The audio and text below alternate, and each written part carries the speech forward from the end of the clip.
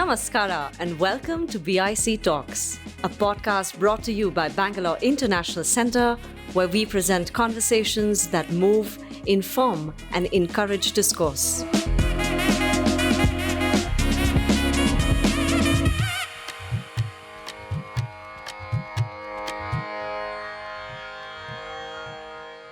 Let me add a warm welcome to all of you as well on behalf of the Bangalore International Centre. I'm going to add to this introduction what we heard earlier by setting some context, a few words about why we organized this discussion. Obviously, the most obvious reason is that this wonderful collection of essays edited by Peter de Souza has just come out. And this, we thought, provides an excellent opportunity to discuss and reflect on an extraordinary event in our contemporary history. Sadly, this is an event that is rapidly fading from public memory. For anyone under the age of 50 or perhaps 60, this is something that you read about in history books. It is not part of anyone's lived experience anymore. And it's generally seen as a strange period when fundamental rights, including the right to life and liberty, were suspended. Preventive detention measures were used liberally. The news media was subject to censorship, and normal political life, as we know it today, was put into a freezer. Now, this period did not last very long. To general surprise, Indira Gandhi lifted the emergency after 21 months. Prisoners were released, the media was unshackled, and elections were held. The Congress party suffered a stinging defeat, and Indira Gandhi was rather unceremoniously swept from power. Now, this seems a really simple, straightforward story. Democracy was overthrown, elections were held, and the people overthrew those who overthrew democracy, in a sense. But this is really a complex event. And I think it is some of the complexities that we hope to tease out with the wonderful panel that we had. For example, 1977, even when she lost in most parts of the country, Indira Gandhi the Congress retained a presence in South India. So is it because it suffered less? Did it experience the emergency in a different way? 1980, 3 years after losing power, she was swept back into power. And apparently the people whose slums, whose homes were destroyed, who suffered forced sterilization, those who were imprisoned, all of this seemed to have been forgotten and forgiven. So I think this does raise certain fundamental questions about the nature of democracy in India. And these questions, I think, are extremely relevant even today, both in India and globally as well. So this is basically the context of why we decided to have this. And to address these issues, we, of course, have a wonderful set of panelists. And I would like to begin by inviting Peter de Souza, one of the co-editors of this volume, to give us an idea of the thinking behind this collection, and also on one of the chapter that he has authored, which is his analysis of why the emergency was imposed, and more puzzlingly, why it was revoked. Peter, can I invite you to come up? I actually wear two hats, as an editor and as an author, and I'm not sure which hat should get prominence, but I'll try and do justice to both.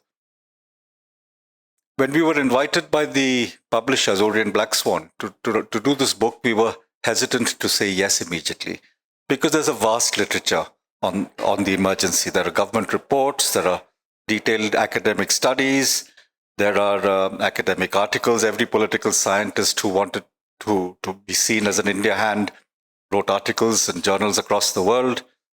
There were memoirs, there were biographies, there were jail diaries, there were commentaries, there were interviews. There is a huge amount of literature. So we wanted to do something different, and what would that different be? it was a dark period. Let me not for a minute in any way minimize the idea that those 21 months was a dark period, perhaps the darkest. There is an internal debate among us that, should use the word dark, should we not, because as you will see from the discussion. But to me, it was a dark period. You read accounts of torture, of disappearance, of innocent people being picked up, of the jails being filled, of censorship, etc. So it was a dark period.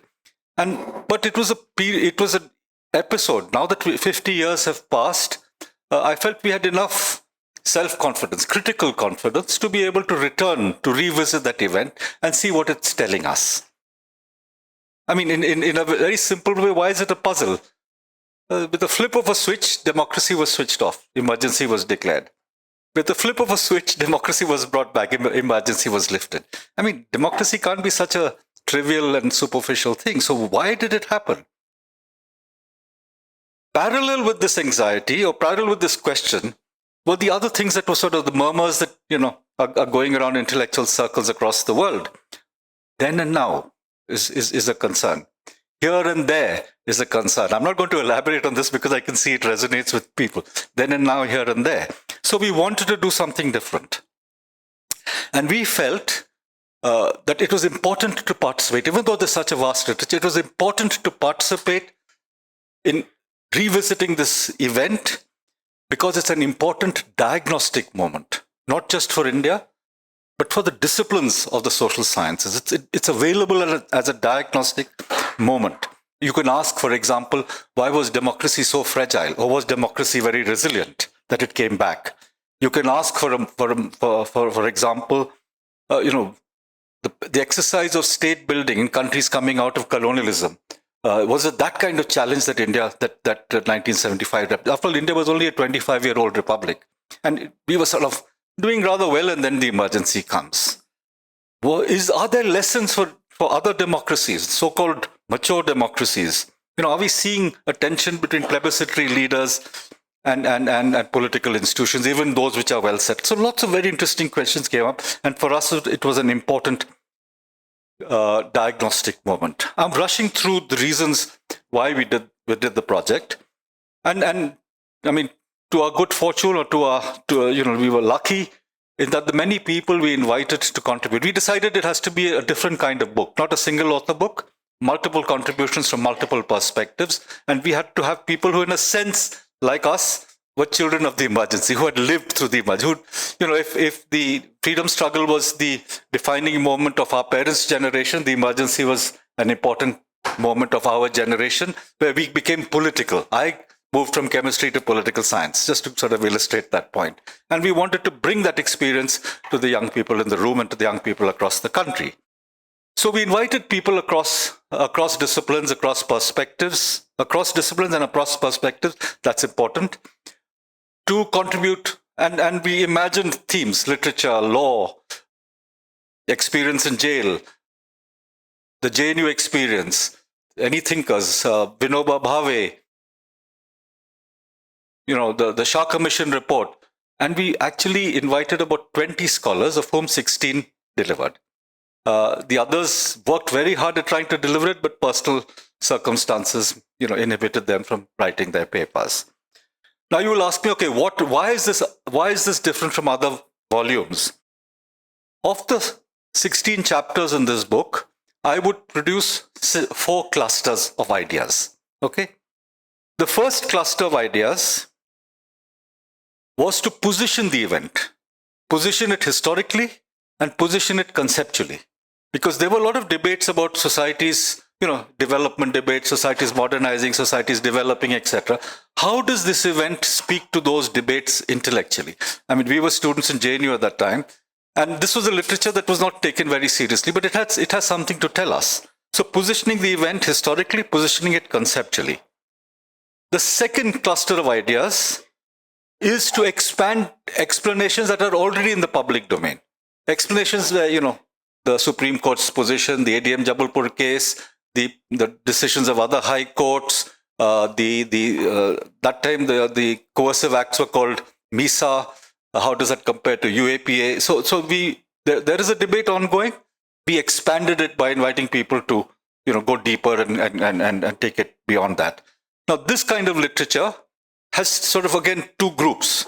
There are issues which are already being debated, like, for example, the economic crisis, for example, the foreign hand, for example, the question of huge political protests, and our contributions. Those of you who will, look at the book, will find that we've expanded the debates. The economic crisis is such an important crisis, never factored in to the reasoning of the emergency. And there are elements that have been under-examined, like the role of universities. Like, what happens when somebody goes to jail, right? Does their citizenship end? Do their rights end? Because we focus on fighting injustice on this side of the steel gates, not on that side of the steel gate. So we have invited. The third cluster of ideas are new dimensions that have not been talked about at all. For example, poetry. For example, there's this wonderful exercise, exchange of letters between Pramila Dandavate and Madhu Dandavate. Madhu Dandavate was in a jail here. Pramila Dandavate was in Pune. Husband and wife, not knowing whether they will be there for how long, were writing letters. She looked out of the jail window, the steel bars, she saw the bird, she saw, very beautiful, very moving. Now, these 200 letters are sitting in the Chicago archives. And the only one who'd seen it is Gyan Prakash, to my knowledge. Others may have seen it. So he said, can you do something? Can you write a piece? He mentions it in his book on the emergency. We pulled it out and we invited him to write in greater detail. So we have letters. We have the Vinoba Bhave's thought of Anushasan Parva, the role of the dictator. And then, of course, there's a counter perspective that if the emergency was seen by middle-class people like us as denying civil liberties and democratic rights to people, which it was, it may have actually resulted in expanding civil liberties and democratic rights to those who are already oppressed in normal times, Dalits. So, because black marketeers were in jail, money lenders were in jail, bonded people who had bonded labor were in, the 20-point program. And the fourth cluster is my own piece, answering three questions. Why did she impose the emergency? What happened during the emergency? And why did she lift the emergency? Now, the second question, what happened during the emergency, has been extensively discussed. All that literature, they talked about violence, incarceration, censorship, etc. That has been discussed. So I thought I would answer question 1 and question 3. Okay? Now, if you ask each of these questions, why did she impose it? Why did she lift it? If you ask it separately, why did she impose it? Then you will say, Allahabad High Court case, she wanted to save her chair. You will give one set of answers. Why did she lift it?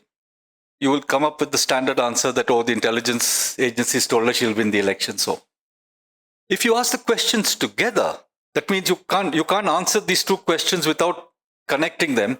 You can't offer these, this is my thing, you can't offer these justifications or these explanations. So I try and ask the two questions together, and my essay is basically an attempt to answer that question. How many more minutes? Okay.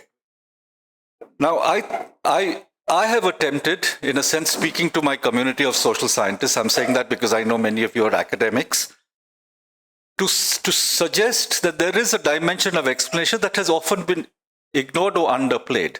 The dimension, trying to understand such a decision, why did she lift, why did she impose, by opening up the subjective world of which influenced her decision making.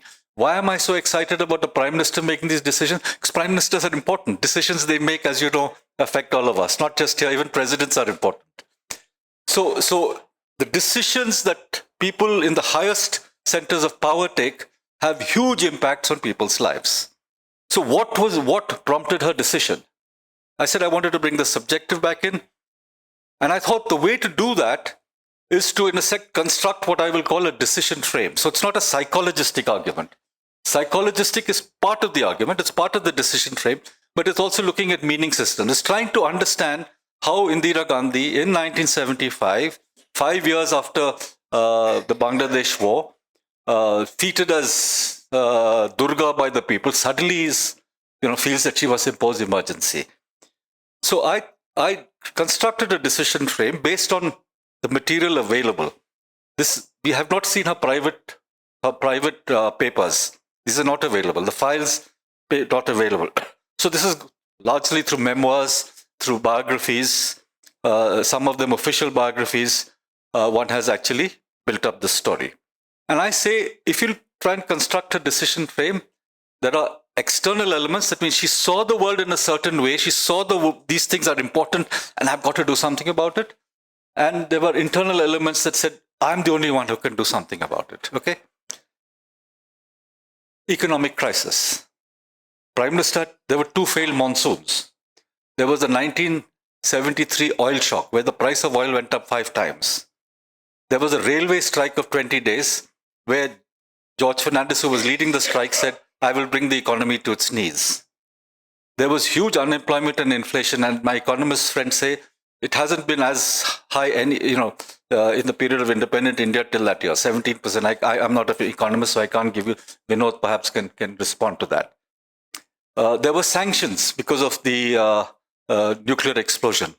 So the economy was in severe crisis, and not just in terms of food scarcity and food availability, but in terms of not being able to meet foreign, because the cost and the price of oil meant her foreign exchange reserves had almost disappeared. One external element. Second external element, the foreign hand. Now it sounds like, things that prime ministers use to justify their continuation. Oh, I'm under threat. But her advisors, particularly her intelligence agents, were telling her Allende had been assassinated. Ellen Mishra had been assassinated.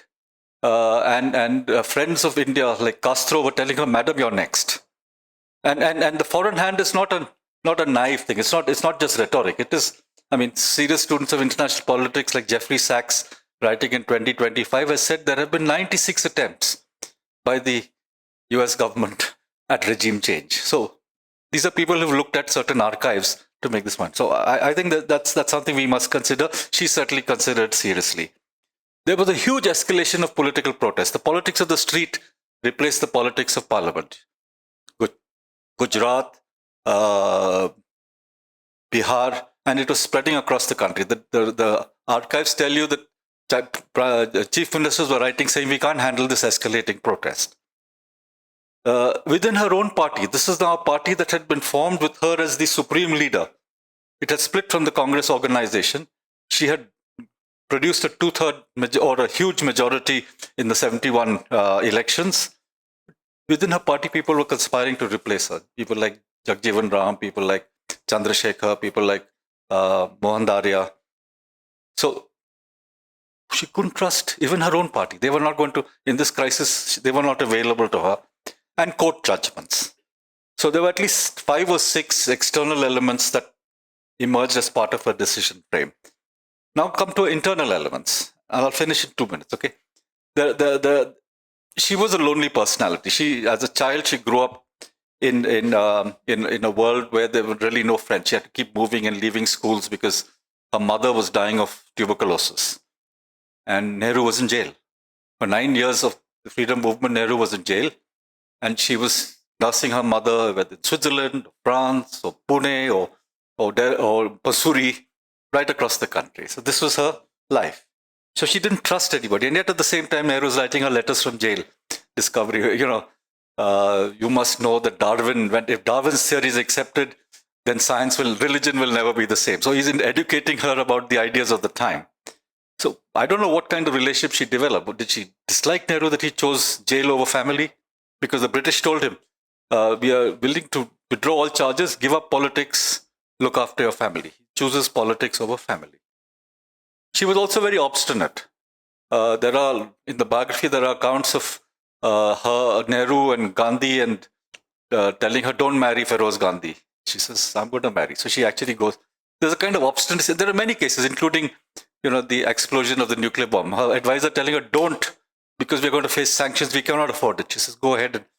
When the US 7th Fleet comes into the Bay of Bengal, the Indian Navy is blockading Chittagong. They're not in a position to, she says, just go ahead. So there's a kind of obstinacy, perhaps courage. Then, importantly, her moral and intellectual influences are Nehru, Gandhi, Tagore. somebody with this sort of, if we take our theory seriously, that you are the product of your context, of your socialization, then this is a socialization. Where is that authoritarian personality that is so central to coming from? And then on the same day as the adverse Allahabad High Court judgment, she learns of the death of one of her closest friends, D.P. Dhar. So I see all this as producing a person with a sense of siege. There's nobody she can trust. The nation is in crisis, and she thinks she's the only one who can deal with the crisis. Now, you may read what I'm saying as a kind of justification. It is not a justification. It's an attempt to expand and deepen the explanation. We'll argue about that. But she had a certain narcissism that only she could solve the problem. She couldn't, when she actually, there was a resignation letter signed, but she typed out, but not signed. And then she took it back and she decided to impose emergency. So my explanation is, why did she impose it? Why? I'm really rushing through a more complex argument, but I want to give you the sort of punchline. She decided to impose it because the two personas that made up her personality were the daughter of Nehru. I'm using a coded short form, the daughter of Nehru and the mother of Sanjay. From the daughter of Nehru, she got all these high ideals of free India, parliamentary democracy, constitutional things. She should have resigned. From Sanjay, the mother of Sanjay, he was under attack. He was a bit of a crook. He was using strong arm tactics to deal with politics. But she was the only one she trusted because everybody else was not available. How does she reconcile these two? Now, Siddharth Shankare gave her a solution. She imposed it. 352 madam is available. You can do it constitutionally. So unlike other authoritarians, she didn't reject the constitution. She did it and she reconciled mother and daughter. I'm using these as code words, but I know if you take the idea of the subjective seriously, then all of us know how we have to deal with parents, children, etc. I suppose in ethical theory, you're most generous to the faults of your children. You're not going to phone up the police and say, my son, violated a traffic light or banged into my neighbor's car. So these two personalities are in struggle. Imposing it allowed her to align. Then the reports of the excesses of the emergency, the huge atrocities of the emergency, particularly because of Sanjay, in this 5-point program, started becoming available in her internal reports. And P. N. Dhar talks about this. So in the imposition of the emergency, all the advisors, Siddharth Shankare, Sanjay, Bansi Lal, etc., tell her, madam, impose the emergency, we'll deal with the politics. To lift it, she doesn't consult any of them. All of them are surprised. She not only, because she realizes now these two personalities cannot be reconciled, and she chooses the daughter over the mother. This is my, in coded form, this seems like a very superficial understanding, but I want you to enter these subjective universes, reflect on your own lives and see how important they are when we make decisions. So she lifted it without consulting her advisors. They were surprised. And not only did she lift it, she opened the electoral field without restrictions. Even the opposition, JPNL, was surprised. There were no restrictions. They could go around campaigning. Media was unshackled. And they thrashed her in the 1970s. She knew she was going to lose. She says this to Pupul Jaikar. At least it's mentioned in the biography. So, in the second case of why she lifted it, the two personalities could not be reconciled. And in my understanding, it was the daughter of Nehru was the one that gained. Now, please do not see this, argue with it as an attempt. It is not. It is an attempt to invite you to engage with the subjective material that is out there, but often ignored. And in my engagement, this is how I've constructed the argument. I may be wrong. There could have been other options available to us, as I've learned from my dear friends in informal conversations. She could have resigned and handed it to Jagjeevan Ram. She could have resigned and given it to YB Chavan, but she thought nation is falling apart. Nations across the world are falling apart. There is anarchy staring us in the face, and I'm the only one who can resist that. Thank you. Thank you, Peter. That was a wonderful tour de force. I must say, personally, we've been talking about this for the last 2 days since we're very old friends. But it was a brilliant exposition. If I may be if I, no, if I may say, the whole explanation of, what was it? Mama Jekyll, daughter Hyde, no, Mama Hyde and daughter Jekyll. And I think that really is an excellent way to go about this. So thank you very much. So what I'm going to do now is really, we've got an excellent panel here, each of whom have read and engaged with the book. And I would like to ask each one of you really to talk a little bit about what you have taken from the book. And Janaki, if I may. First of all, thank you very much, Thomas Abraham, for inviting me to this panel. Thank you, Peter, for putting together a book that has been so thought-provoking. I strongly recommend that all of you who have not read it so far do go through it.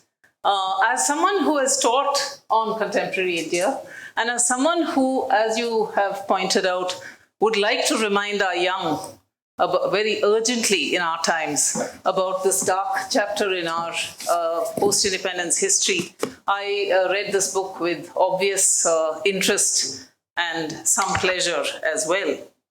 I'm going to be really quick because we have several panelists, but I do want to say that every time I have taught about the emergency, I begin by actually playing that announcement, which by the way now is available on Prasar Bharati website, I think, in which you hear this very faltering voice declaring the emergency. It's not a confident, it's in fact read out, the statement, and it sounds like she's reading it for the first time.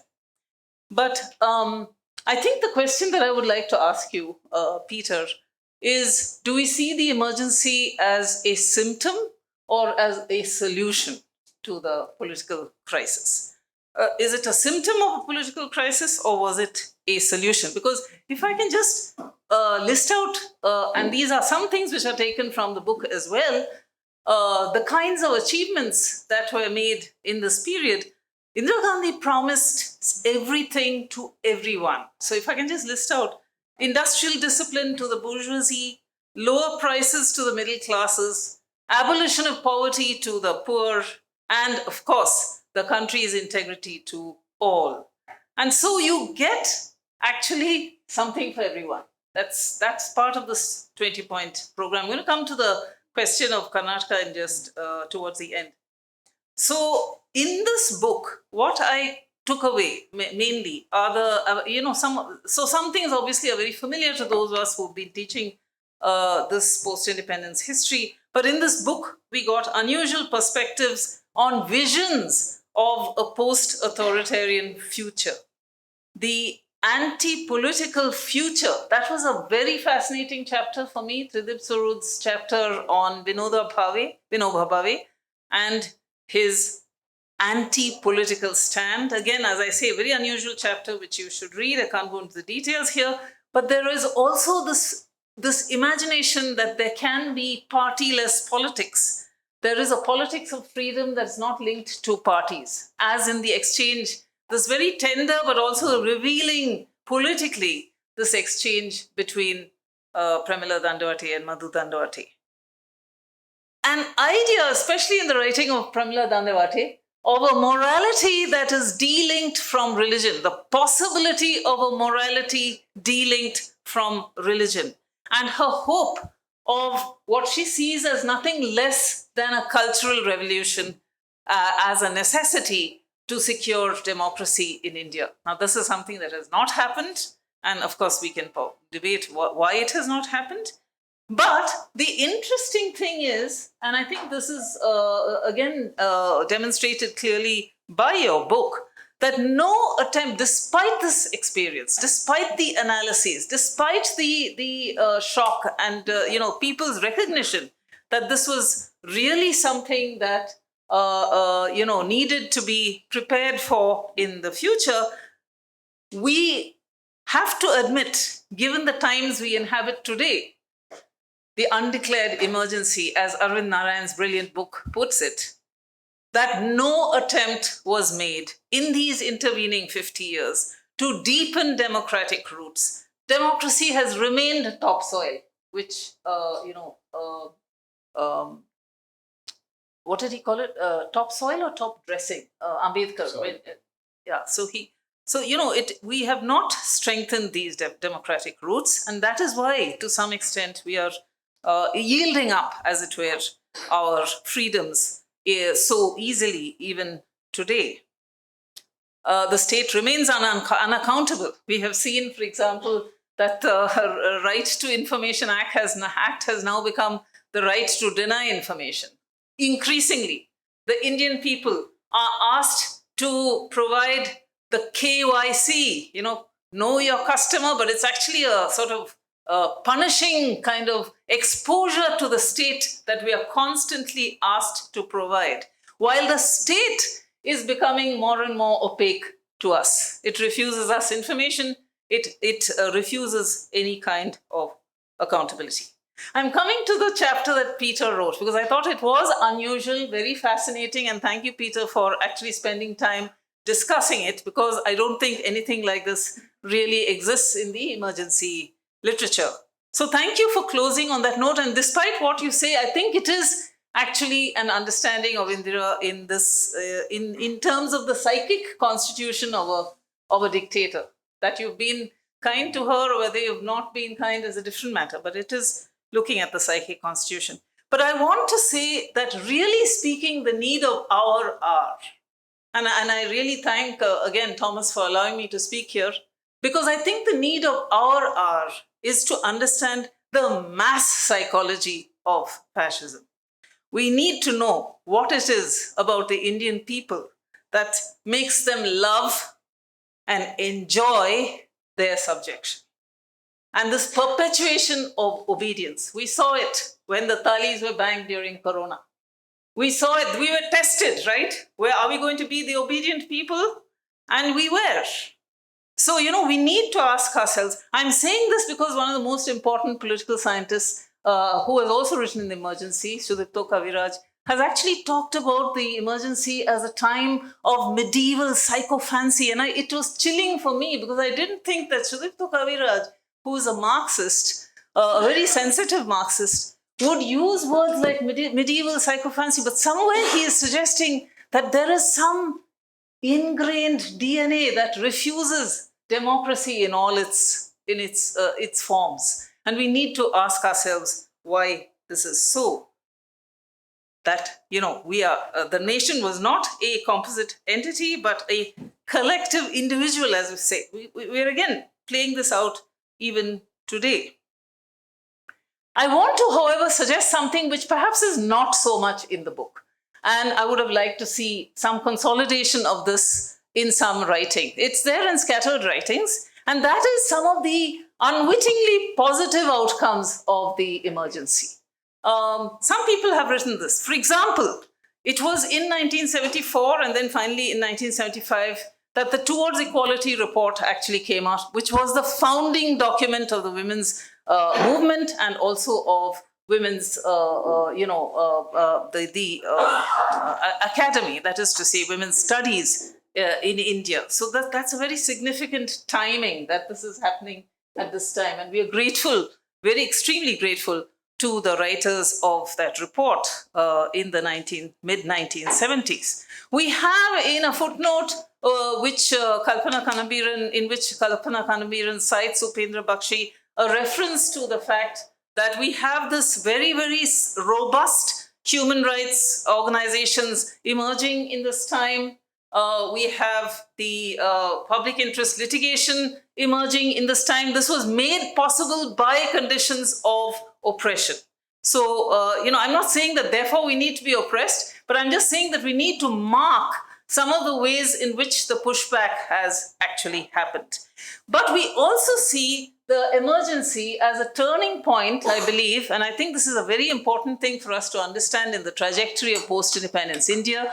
It was the turning point when earlier mobilizational categories such as student, worker, peasant, etc., were not able to be mobilizational categories exactly in the post-75 period. Of course, since FTII strike in 2016 and then the HCU events of 2017, the JNU events of 2016 and so on, and then of course Jadavpur, there was a strong wave of student strikes and resistance, as it were, to the emerging conditions which were an attack on the academy and on the university. But I don't think the student as a mobilizational category, as it might have been in the 1960s and 70s, anymore prevails. So, and the worker, the peasant. So 74 railway strike has been mentioned in some detail by you. And that was indeed a moment which was, very, very important, a turning point, etc. So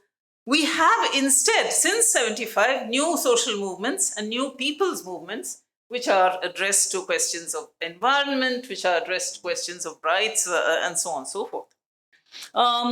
You have also the emergency being the turning point which allows the rise of the Hindu right, and in particular the parties that actually represent the Hindu right. They were able to wash off the stains of Gandhi's assassination. They had been in the boondocks, as it were, as a consequence of Gandhi's assassination, but they were able to wash that off. I'm going to come last to the question of Karnataka, because this was raised, Thomas, by you, and I want to say a few things about this, which is that Karnataka, he is right, that, there were some ways in which Devarajars actually softened the impact of the emergency in a state like Karnataka. He was very active in implementing the 20-point program, but not Sanjay's 5-point program. That was one important difference. The other was that I was speaking to Chiranjeev Singh some months ago, and he was telling me that as the person who was in charge of, the censorship and so on and so forth, they received the notification from Delhi that the Indian Express has to be held back till 3 p.m., which means that basically the newspaper could not go to print in quite the same form that it is if it had been held back. And he goes to Urs and says, this is clearly illegal, and I've been told that this is illegal. I mean, an illegality of the state was being called out.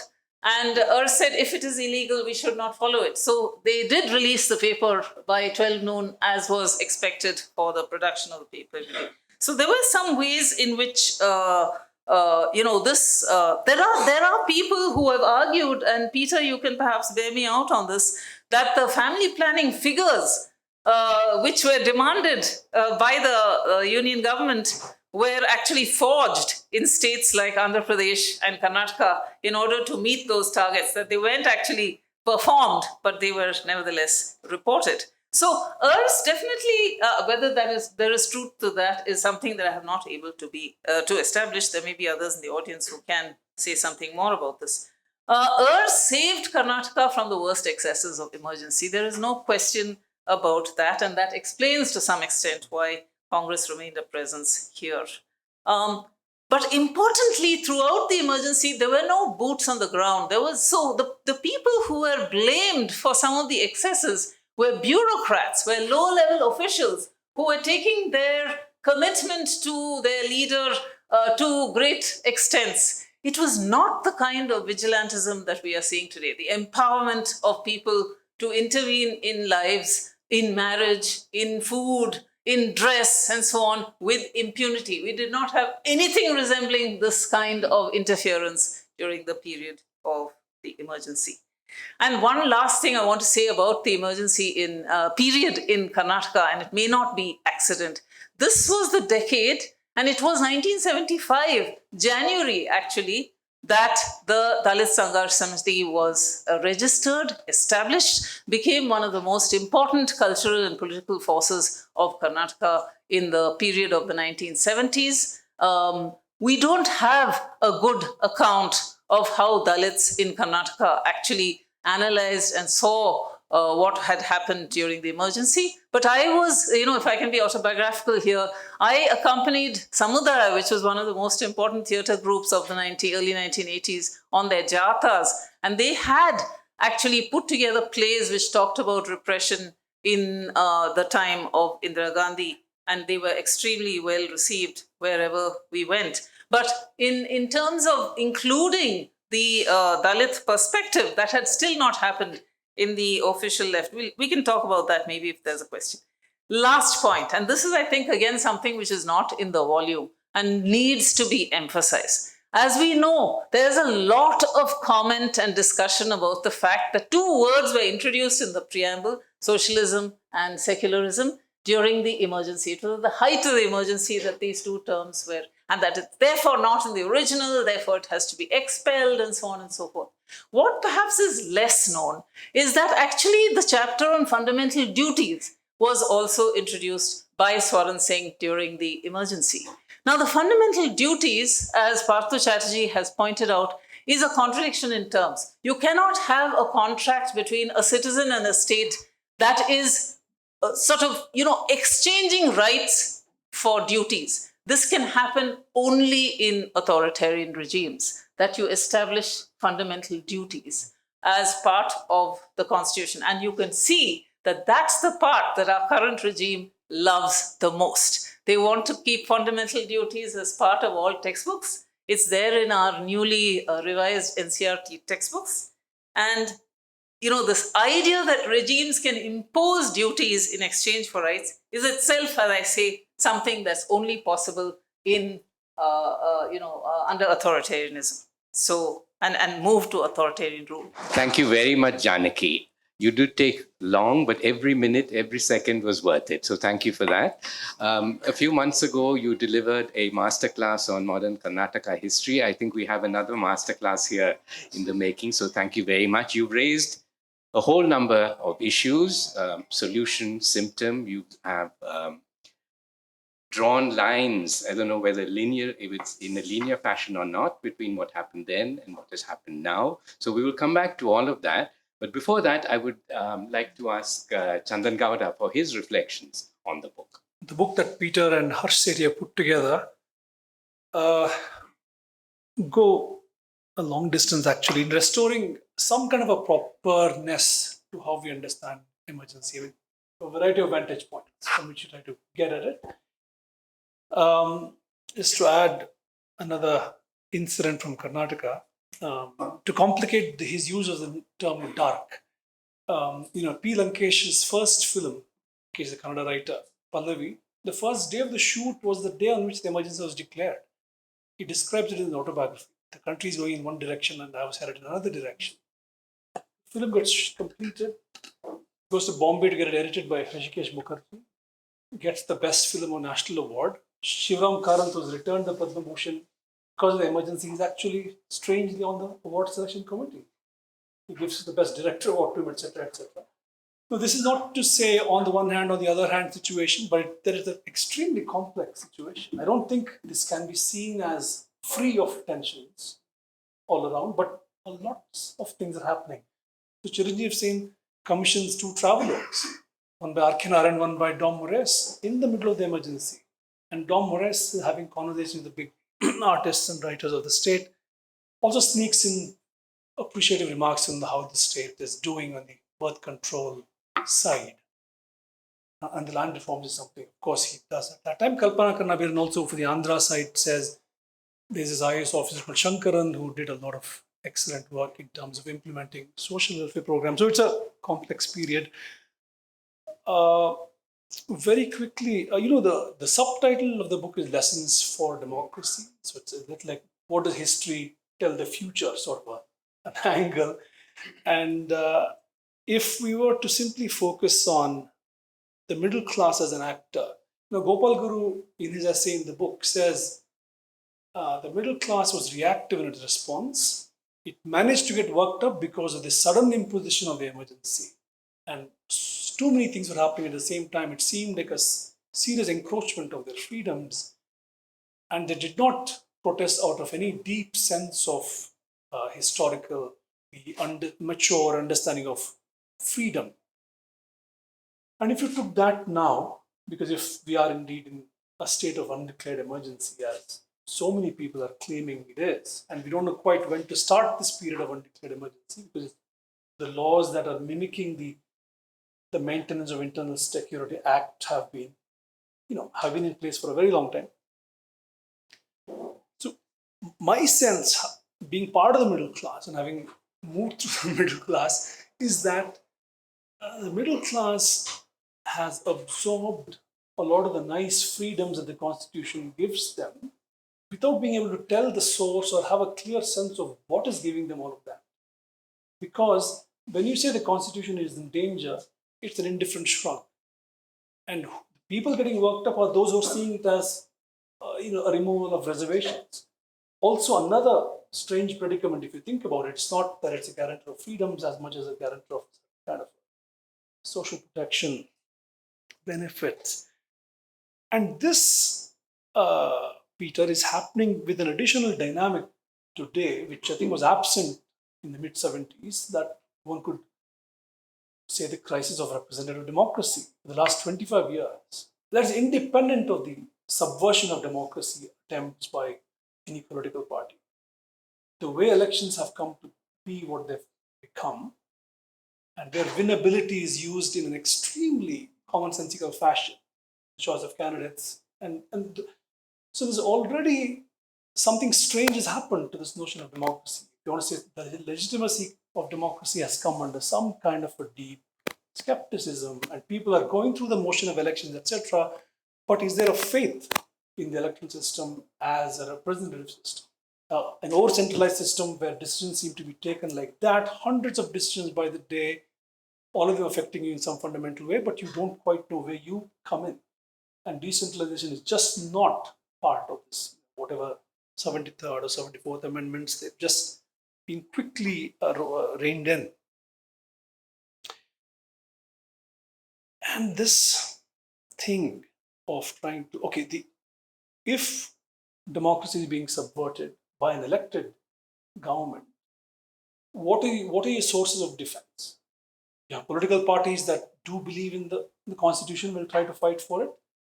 Of course, the official class in the judiciary could fight for it, but we know how that relationship has been realigned. The separation of powers, checks and balances seems like a fairy tale promise. It just, I don't know if it ever worked in practice, but anyway, it's come unraveled totally. And civil society organizations, of course, committed democracy fight. But the real big guarantor of this are the robust democratic norms among the citizens. And here, again, it's a very complex picture. How many people's self-understanding is informed by themselves as members of a democratic polity is a question to ask. And I think this has become even more complicated in a time of extreme polarization, where your sense of objective reasoning is really taken second place to your attachment to your party, where you give them the longest leash in violating anything and everything, as long as you still think they are your party. And I think this is a peculiar predicament that we are confronted with, and all the talk of civil liberties for the last how many ever decades, however important it may be, is just not clicking. Community rights continue to matter. When Rahul Gandhi says scarce census, he's really talking about community rights. People resonate. The Hindu Rashtra is a community right kind of an angle. So the community as a reference point for even the discussion of rights seems to go a long way. Not individual rights. I don't know why. I mean, think of all the people who've been put into prison unfairly, etc. Are passions running high on their behalf? No, but if a community head is put into jail, we know how many of them have been put into jail, then immediately there's a groundswell of support. So I know, and I don't mean this as an ethnographic observation just to be, but what does it mean for the politics of democratic norms building, even around the Constitution? That's a question I would like us to ask, and I think it comes out of many of the things that we find in Peter's book. There'll be an occasion to revisit them later, so I'll stop. But thank you, Peter and Harsh, for this book. Thank you, Chandan, for those comments. You've actually added several really interesting and I think rich themes for discussion, including the practice of elections, electoral democracy. And I think some of what you said also has echoes of what Janaki was saying about the mass psychosis of fascism, in a different degree. So thank you. There's just so much coming out of this discussion that Rinku, let me move on to you. And this is already becoming a huge feast. So thanks, Thomas, for bringing us all together. This is the book that we're discussing. 50 Years of the Indian Emergency, Lessons for Democracy, edited by Peter Ronald de Souza and Harsh Sethi, published by Orient Black Swan. I found this volume really rich in terms of the subtitle again, Lessons for Democracy. And I'm going to say a few things that I was prompted to think about when I read the subtitle and I wondered, okay, what are we looking at the emergency for? Lessons for democracy, but what is democracy? And that's the question. If I have to ask Peter a question, it would be this: which would be the core values that constitute a democratic commitment? I'm going to try and answer the question myself as well. So the burden is mine too, because I don't think democracy is something that is trying to sell itself to us. As Chandan said, we have to ask whether we are a people that have an interest in democracy. So I think the world out there is a world of conflict. It's a world out there which is filled with power imbalances. And we can decide that we would like the arrangement to look autocratic, we would like the arrangement to look authoritarian, or we choose the democratic commitment. These are different ways of arranging power. Each of them is artificial. None of them comes naturally. Soil is a good thing to think about, but we cannot add soil where it doesn't. I mean, I don't know if you can grow things except horticulture, hybrid, maybe something. I don't know. But the question we're asking ourselves is lessons for democracy from the Indian emergency.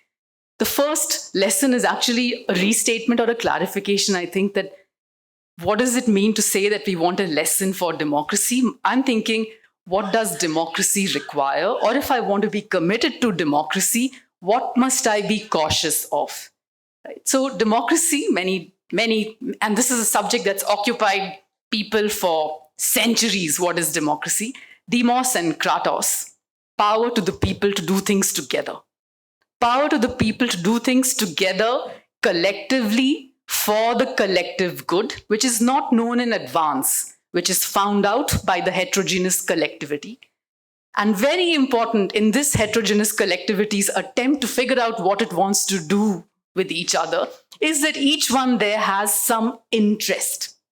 Each one has some, those interests are sometimes rightized, they become our rights. If we have some vital interests, we have some interests in having this kind of society out there rather than this. I'd rather be in an authoritarian arrangement than in a democratic arrangement. I'd rather patriarchy, I'd rather a caste order. These are reducible to interests that we have. Interests that can be reshaped, no doubt. Interests that may become stubbornly ideological, but interests matter. And eventually, democracy, if it's power of the people to do things together, keeping in mind issues that should be seen as matters of common concern, then we reshape our interests, but our interests matter. People and their interests matter in a very significant way. Democracy, again, scholars for the last many centuries and repeatedly in the last decades have been telling us, is something that should be understood systemically. It's not enough for having elections, an electoral system, representative form of government. That's not democracy. Democracy is more demanding.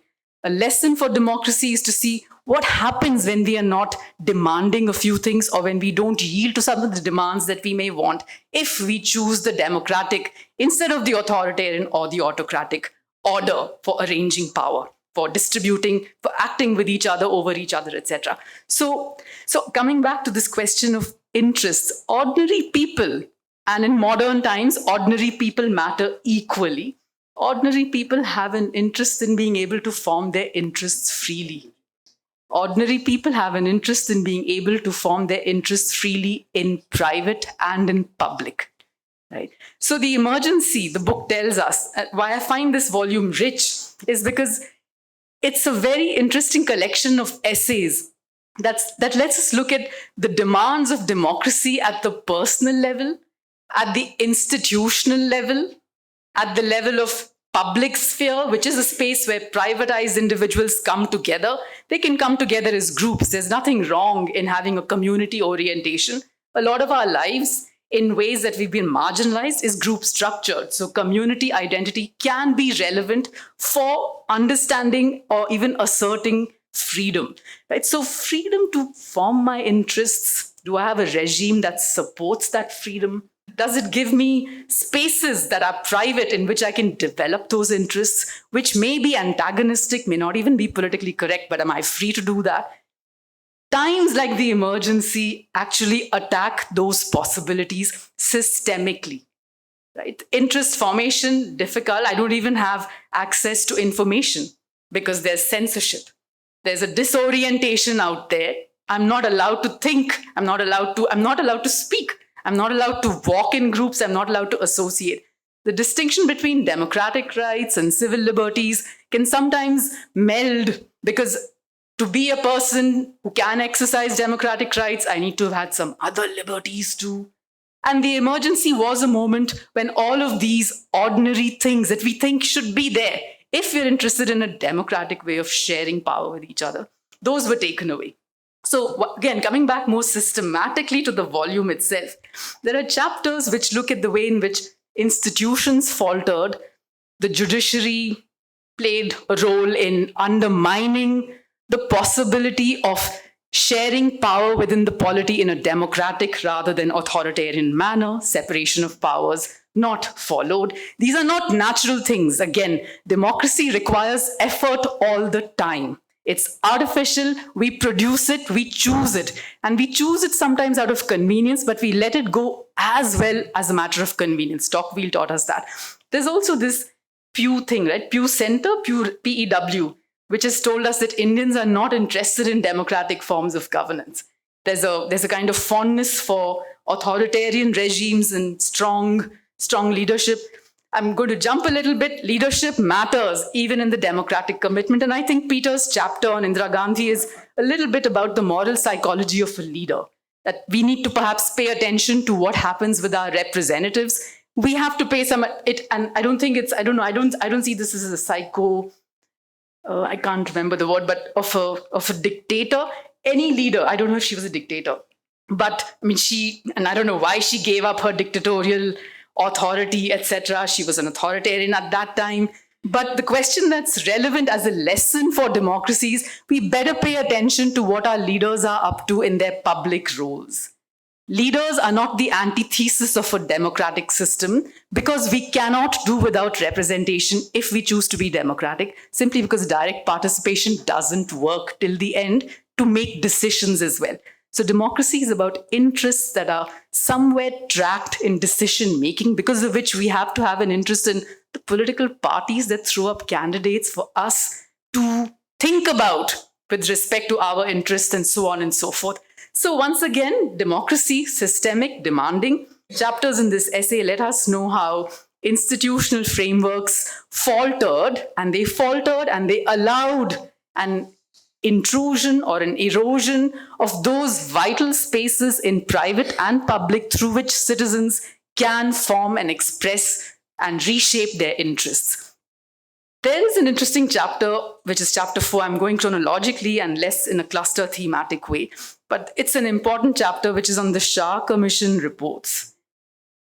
Emergency powers are not unusual for liberal democracies as long as the emergency power is used to maintain what the liberal democracy was supposed to deliver.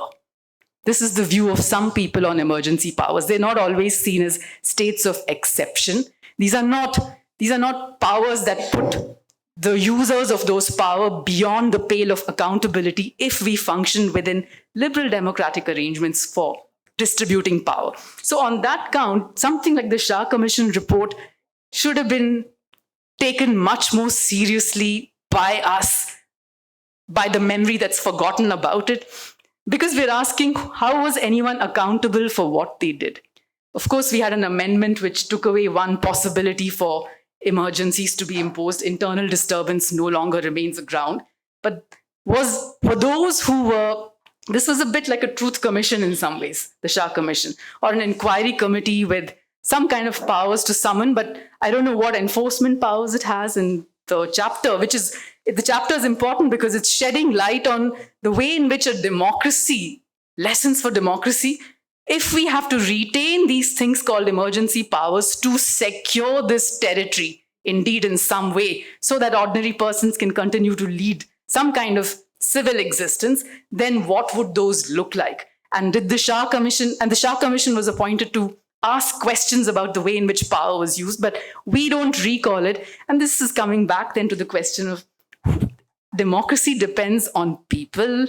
The democratic commitment depends on us folks, individuals, which, as Chandan has well said, we don't seem to be showing any proclivities for it. So with us sitting and bemoaning it's going away and, oh, how sad authoritarianism has come up, and some of us more speedy in trying to protect ourselves from authoritarianism, others a little bit more lackadaisical. Why does that happen? This book has some interesting answers for those kinds of questions as well. Why did tyrannical use of power by bureaucrats get authorized? Right? How was it possible for, and this is continuing in some way what Chandan said, even though it might be something different. So I'm not saying I'm going to attribute this to you, but you said this was a time when it's not possible to say that X acted in a linear, systematic way and spoke against the emergency all the time. The chapter by Pamela Philippos on the way in which censorship was imposed on journalists, on the press, on print media, actually brings us out very well. There's no time to read out. I wish I could read out, but there were dilemmas. People who said, oh, this emergency is terrible and it's censorship and we must speak against it. Khushwant Singh, for example, within 3 months was towing a different line. So there's no blame apportioned, but the time is a rather troubling one for someone who may want to take democracy seriously, because people were riven. They didn't know whether to be, they didn't know which side they would last longer. Fathers were writing to their sons saying that I'd like to meet with you and keep things safe for you, but my self-respect is important. Madhu Dandavate is writing to Pramila Dandavate and saying, I wish we could meet, but not in a situation where we meet as cowards. Ordinary persons may want self-respect and the ability to live with bravery, which democratic times may be able to afford a bit more to us than autocratic and authoritarian times. But that's a choice we have to make. The lesson here in these chapters, I think, is not just about the limits to private space and public sphere participation, but to the way in which selves get driven as well in times where you don't know what you can do or cannot do. I don't know if this strikes a chord with the way in which we experience our lives today. That is for us to judge. But democracy if we want democracy, we'd have to ask what kinds of person what kind of disposition does the democratic citizen have to have? We may not be interested in it, but the emergency tells us, it seems like, if you want to lead your lives ordinarily, you want to be a person who wants to form your interests in an oriented manner with information flowing in a way that's not fake or suppressed. What do you need? And what do democratic arrangements give you? This book has some interesting things to say there. There are some lovely chapters on the place of poetry and prophecy. And, so poetry during emergency, why do I say this is a lovely chapter? I think it's a lovely chapter because for me, I take democracy seriously. Maybe it was apparent to you already. I don't think it's natural. I think it's very difficult because we are given to hierarchy everywhere in the world. Human beings love differentiating. They love creating hierarchies and making differences. And we have to battle against that tendency. Very few people are naturally democratic. They exist, but they are not many in number, or else we may have had a different kind of world, I suppose. So this chapter on poetry and prophecy is I found it very interesting because it's letting us think about what does democracy require of the ordinary person? The space to imagine. And poetry gives that. And there's some very nice lines there. And she's quoting Shelley to say that poets are the unacknowledged legislators of the world. And that's interesting. It's so interesting because the language of poetry is a form of persuasion through which you can actually hit without hurting, right? And you can hit, nevertheless. So the space during the emergency, not for that, but how there were responses in spite of censorship through these modes of expression is well brought out there. And the necessity of it as well, to just be persons. The last thing I want to say, and I will just then come back and take my seat there, is something else. So there was a lot of restriction. Pamela Philippos' chapter lets us experience the censorship and the dithering on the part of prominent journalists, this side or that side, closing shop or keeping it open, and then blank editorials or the use of cyclostyled material to avoid censorship. So all of that shows that, there are always possibilities, even when things seem repressive, if you want to change the arrangement of power. And the thing that you may have to do for that may not look like everyone has to be doing it in the same way. There will be a variety of ways in which you can respond back to assert. There can be. So I think the chapter on the students' movement in JNU, but Philippo's explanation of what the JNU students were doing with the cyclostyle material, as well as the different forms through which different newspapers and journals and magazines expressed through cartoons that were interesting. Cartoon is that one, right? This is an obituary to DEM by T. Ruth, right? L.I. Bertie. Yes, and L.I. Bertie. So this was like an obituary to democracy by the truth and for the demise of liberty. So interesting ways in which there was and I think even the chapter on poetry recalls the same example to say that there are possibilities even when things look rather dim. That's another lesson, I think, for democracy. So institutions matter. We cannot have democracy and decision-making that's democratic without institutions, without leaders. But those leaders, we have to think about them carefully. Role morality of the prime minister or the president or anyone who's exercising power. Are they accountable?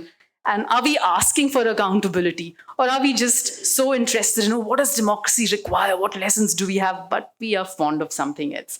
That's the question I think the book also lets us ask. It's a really nice volume. Do get a hold of it.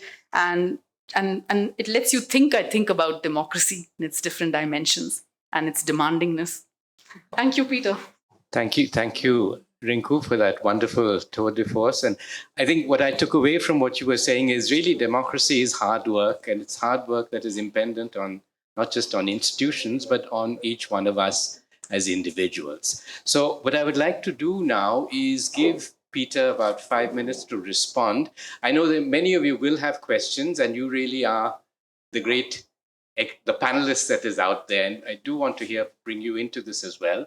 But I would like to give Peter time to respond to these wonderful, sort of responses to his book. So it's very nice of Tom to sort of give me an opportunity. I don't think I can respond. I can just join the conversation because I saw the three panelists as both being critical and being appreciative, and a lot of what they said I agree with.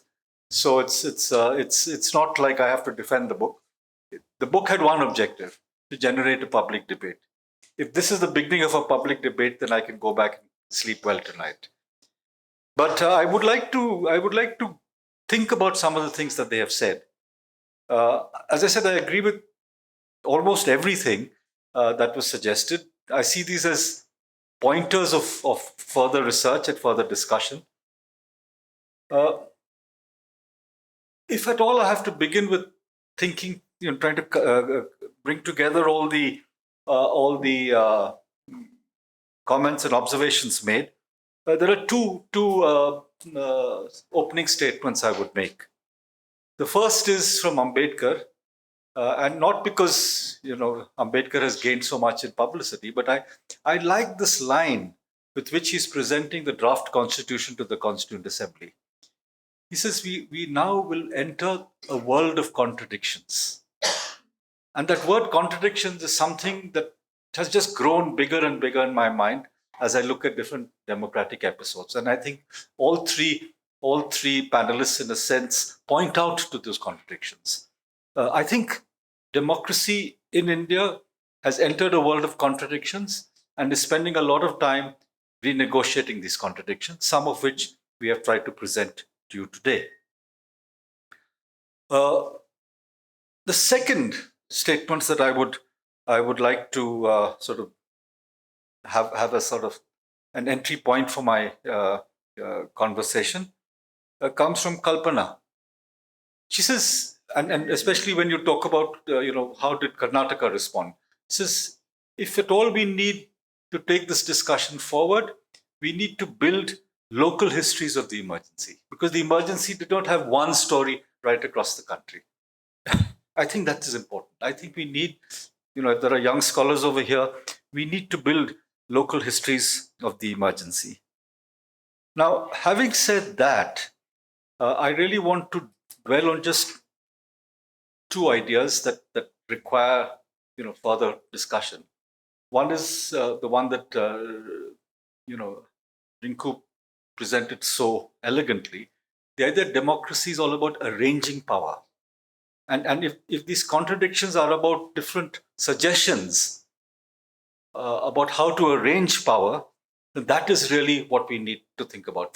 If democracy is about arranging power, and if I may add to that idea of arranging power in such a way that there is a popular control of power, that there is a popular control of power by people who are now beginning to accept and internalize their political equality. So these are the two. You asked what are the values. These are how the popular control and political equality are the basis for the arrangement of power. And she has suggested that this exercise of popular control is a continuous exercise, and I agree with that. Now, having said that, I really cannot take longer than that because we really want to have a conversation. The suggestion by Janaki about the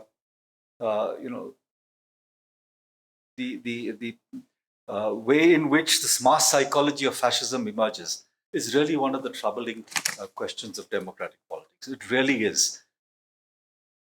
There is, the beginnings of an answer can be found in classical texts. I would draw on Max Weber's work on plebiscitary democracy, where a person emerges who is able to speak to the people over the heads of institutions. That is why a plebiscitary leader.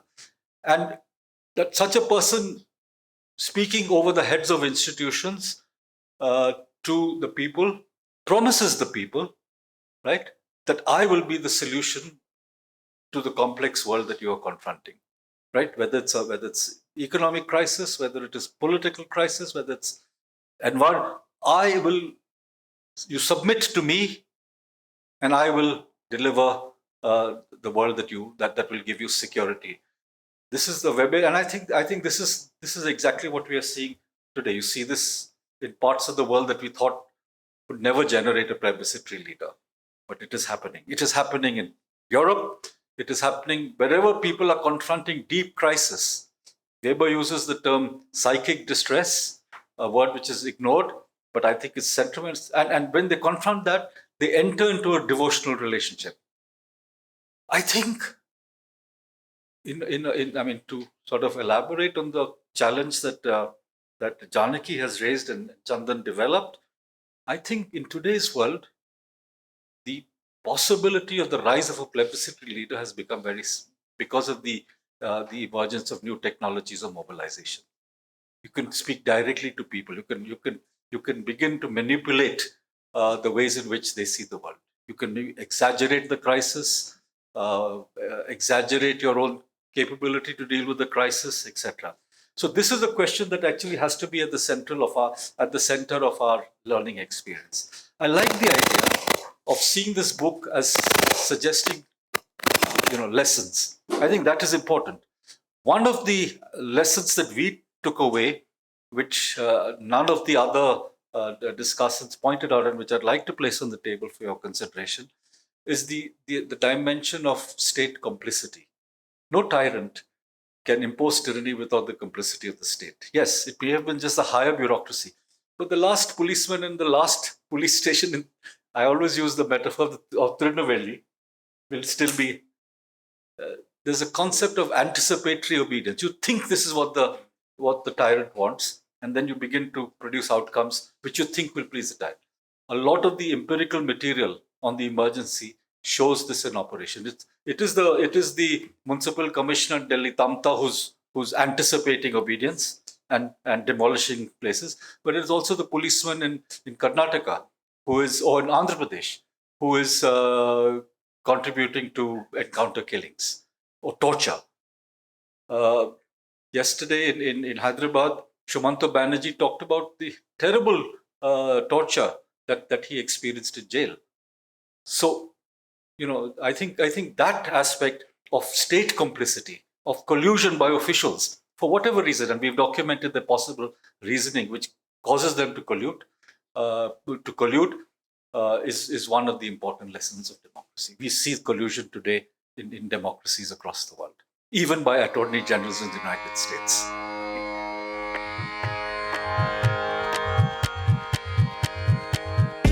You have been listening to BIC Talks by Bangalore International Centre. If you liked what you heard, do follow us on social media. Keep up with our programming by signing up for our mailer on the website or leave us a review on Apple Podcast or iTunes. The crew that makes these podcasts possible is S. Sarvana Raj and Ranjit Kumar on sound supervision and production. Artwork is designed by Chandani Venkataraman of Crisscross Design Studio. Don't forget to subscribe to our channel on your favorite podcast platform. It can also be accessed on our website, bangaloreinternationalcentre.org. This is Sunaina Jain signing off on behalf of everyone at BIC.